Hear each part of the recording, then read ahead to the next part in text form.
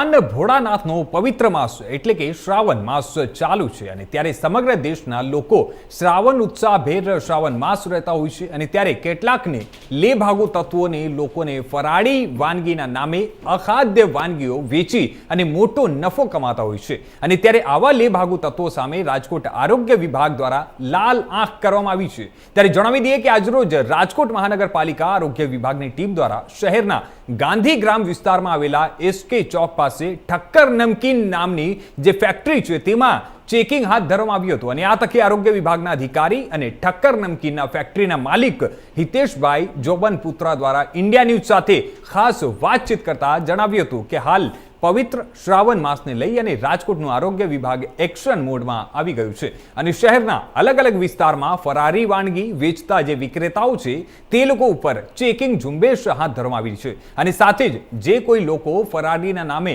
અખાદ્ય વસ્તુ લોકોને વેચતા હોય તેવા લોકો ઉપર રાજકોટ મહાનગરપાલિકાની આરોગ્ય વિભાગ કડકમાં કડક કાર્યવાહી કરવાની શરૂ કરી છે।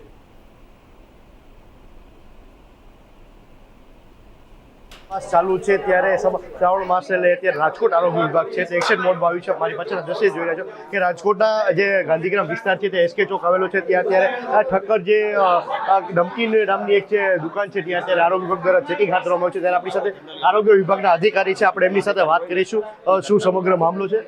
સર, આજે જે ચેકિંગ હાથ ધરવામાં આવ્યું છે શ્રાવણ મહિનાને લઈને ફરાળી જે વસ્તુ વેચતા હોય એમના વિક્રેતાઓ ઉપર શું કહેશો? આપણે પવિત્ર શ્રાવણ શરૂ થાય ત્યારે જે લોકો ફરાળી વસ્તુ ખાતા આરોગતા હોય છે તેમને ફરાળી વસ્તુ જ મળી રહે અને તેમનો ઉપવાસ એકટાનો ભંગ ન થાય એટલા માટે આપણે ચેકિંગ હાથ ધરતા હોય છે। એ સિવાય આપણે આખું વર્ષ પણ ફરાળી વાનગીના સમયાંતરે જે નમૂના લેતા જ હોઈએ છીએ। સર, અત્યારે જે ચેકિંગ હાથ ધરવામાં આવ્યું છે, કઈ જગ્યાએ ચેકિંગ હાથ ધરવામાં આવ્યું છે અને શું કઈ એવી શંકાસ્પદ વસ્તુ અખાદ્ય મળી છે કે નથી મળી ફરાળીમાં ભેળસેળ વાળી? જી, આજે આપણે ગાંધીગ્રામમાં એસકે ચોકમાં આવેલ બે ફરસાણની દુકાન છે, જેમાં એક ઠક્કર ફરસાણ છે અને બીજું રાજશક્તિ છે।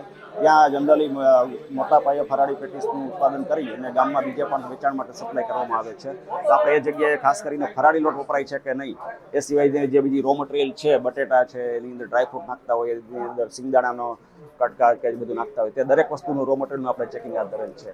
જે લોટ મળી આવ્યો છે તે કે લોટ શેનો છે અને તે લોટ જે ફરાળીમાં યુઝ થાય છે કે નથી થતો, શું કહેશો? જે બેગ ઉપર લખાણ છે તેના આધારે એવું સ્પષ્ટ થાય છે કે ફરાળી લોટ જ છે તથા તેને બિલ પણ બતાવે છે। આમ છતાં આપણે તે ખરેખર બેગમાં કયો લોટ છે તેનું પરીક્ષણ કરવા માટે FSSAI એક્ટ હેઠળ આપણે નમૂના લેશું। સર, જે તેલમાં જે ટીપી માપવામાં આવી છે, જે ટીપી કેટલી છે? કારણ કે જે ટીપી જે વારંવાર તેલ યુઝ થાય છે ક્યારેક જે જીવ સ્વાસ્થ્ય ચેડા કરતા પણ સાબિત થતું હોય છે, ત્યારે આ જે તેલની ટીપી કેટલી જોવા મળી હતી? આપણે જનરલી TPCમાં એટલે સરકારે નક્કી કરે છે કે 24ની ઉપર આવે તો એ દાજ્યું તેલમાં ગણવું અથવા તે ખાવા યોગ્ય ગણાતું નથી। આપણે સ્થળ ઉપર અત્યારે પ્રારંભિક ચકાસણી કરેલ ત્યારે 20ની આસપાસ TPC જોવા મળેલ છે। ત્યારબાદ ઊંચું ટેમ્પરેચર જતાં કદાચ ઊંચું TPC જોવા મળે છે, તો આ બધા તેલનો આપણે નાશ કરીશું। સર, તમારું નામ ન હોદો? જી, હું રાજકોટ મહાનગરપાલિકામાં senior food safety officer Kejar Sarvaiya. આપણી સાથે જે ઠક્કર નમકીનના જે દુકાનદાર છે આપણી સાથે વાત કરીશું। શું કહેશો, તમારે જે અત્યારે તમારી જે દુકાન છે ત્યાં આરોગ્ય વિભાગ દ્વારા ચેકિંગ હાથ ધરવામાં છે, તમે ફરાળી વસ્તુ બનાવી વેચો છો, શું કહેશો? અમે ફરાળી પેટીસ બનાવીએ છીએ જે સરકારના નિયમ મુજબ પહેલાં બધા તપકીર યુઝ કરતા। હું છેલ્લા 5 વર્ષથી પેટીસ બનાવું છું અને એમાં ટોપિકો સ્ટાર્ચ પાવડર જે ફરાળી પાવડર વાપરવામાં આવે છે એ ફરાળી પાવડર જ અમે યુઝ કરીએ છીએ। જે ફરાળી પાવડર છે તે ક્યાંક ને ક્યાંક મનાઈ હોય છે છતાં પણ વાપરો છો એવું પણ અધિકારીઓ જે કહી રહ્યા છે, શું કહેશો? નહીં, ફરાળી તપકીરની મનાઈ છે, ફરાળી પાવડરની મનાઈ નથી। જે ટોપિકો સ્ટાર્ચ પાવડર સરકાર માન્ય છે અમે એ જ યુઝ કરીએ છીએ। જે તેલ વાપરવામાં આવે છે તમારી રીતે વારંવાર યુઝ થતું હોય છે તે દાજ્યું તેલ ગણવામાં આવે છે, ત્યારે દાજ્યું તેલ વાપરવાની મનાઈ હોય છે છતાં પણ અત્યારે તમે વાપરો છો, શું કહેશો? આ કેટલું આ સ્વાસ્થ્ય માટે કેટલું ગંભીર હોય છે?